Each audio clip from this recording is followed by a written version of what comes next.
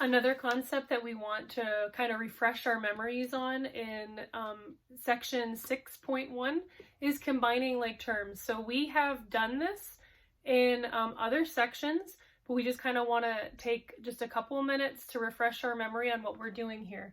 So remember, the qualifications to combine a term, for it to be alike, means it has to have the same variable and that variable has to have the same exponent. So the coefficient can be whatever.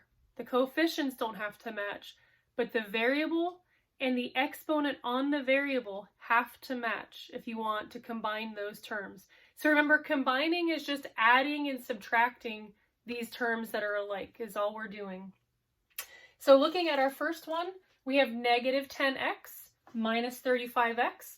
So can we simplify this expression? Can we combine those two terms? They both have an x, and the exponent is the same on both of those variables. So yes, we can combine them. So we just have to remember our properties of integers, and we're just going to actually combine the coefficients, and then the variable and exponent are just going to tag along. So a negative 10 minus a 35 would be a negative 45, and our variable with the exponent is just x.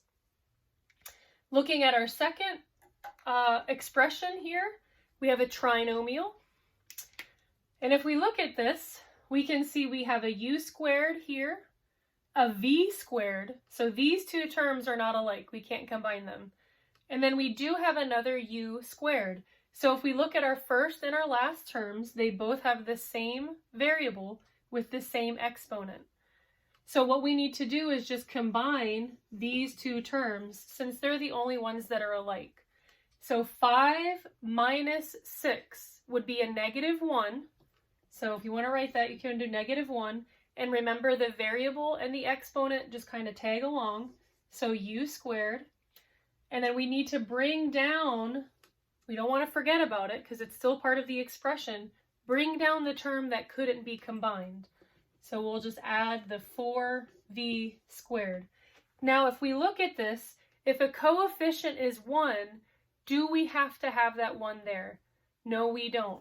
So that 1 can just go away, and we would just have a negative u squared plus 4v squared.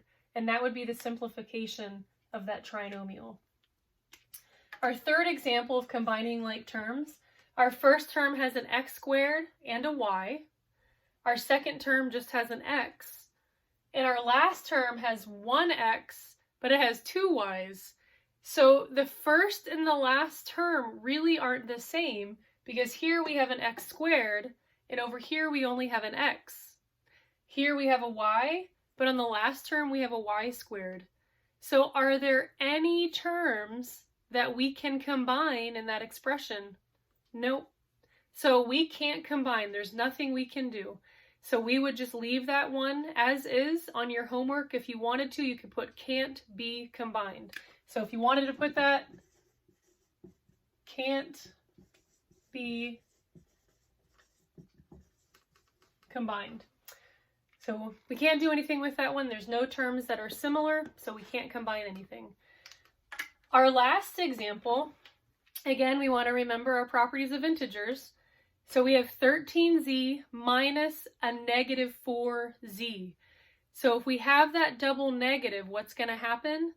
That's going to turn into an addition. So we're going to have 13z plus 4z. They both have the same variable with the same exponent, so we can combine them. So 13 plus 4 equals 17. And then we just bring our variable down along with it. So when we combine this binomial, it will end up being a monomial, or simplified to a monomial of 17z. So this is just a nice little refresher on how to combine like terms.